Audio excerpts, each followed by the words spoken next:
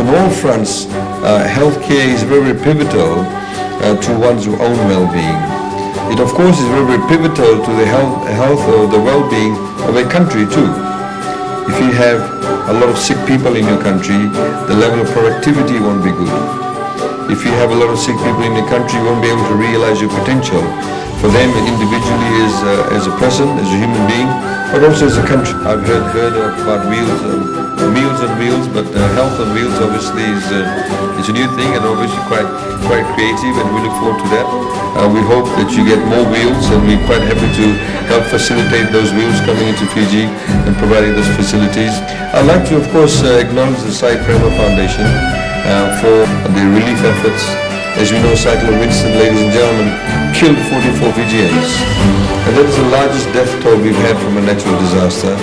It left a trail of devastation, which was unprecedented. So Fijians coming together, various organizations coming together to help those people in need, again, is very much appreciated.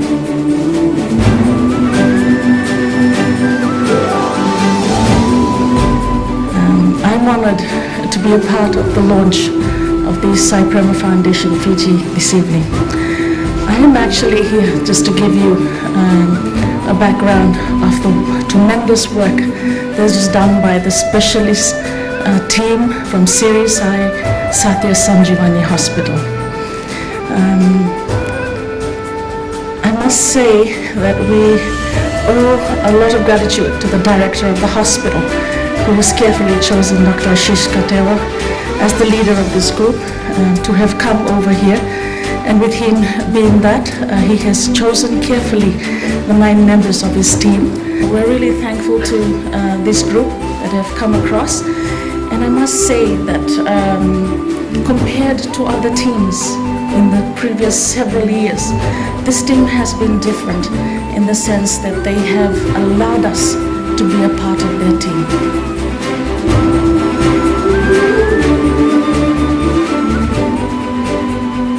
We are really honored to be here, and it's a moment of great joy for us.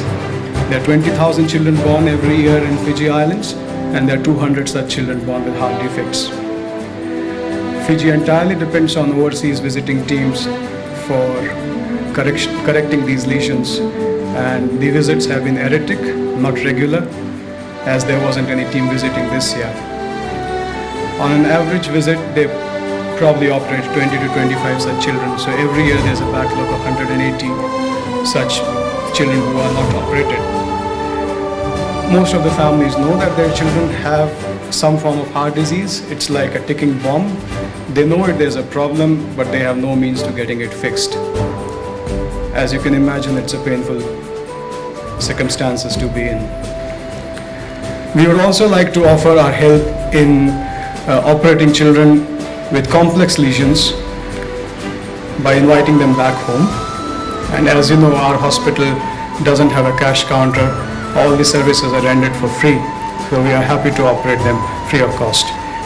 Just as India is a beacon of hope in terms of affordable medical services for the world, or that part of the world at least, Fiji could be such beacon of hope for children from neighboring islands, Pacific, South Pacific. I would like to thank the Sai Prema Foundation, Ministry of Health, Government of Fiji, on behalf of my team members here, on behalf of our chairman, C. Srinivas, and 150 plus members of our hospital in India.